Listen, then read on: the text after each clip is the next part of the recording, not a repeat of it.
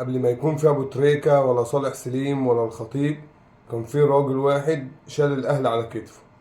اسمه محفور في ملعب النادي، لكن حكايته اكبر بكتير من لافتة على سور الاستاد. النهارده هنعرف ليه اسمه بقى اسطورة.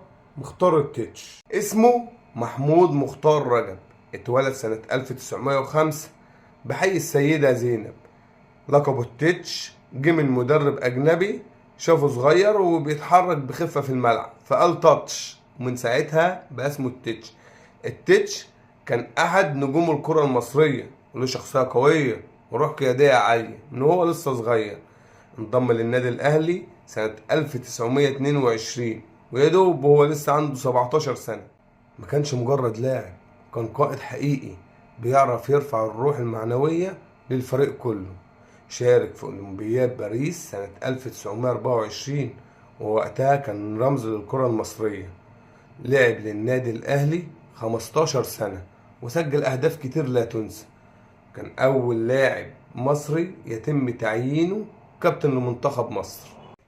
في سنة 1944 كان الاحتلال البريطاني في فلسطين، لكن الأهلي قرر يسافر هناك ويلعب ماتشات ودية دعما للقضية الفلسطينية. مين اللي كان بيقود البعثة؟ هو مختار التتش بنفسه.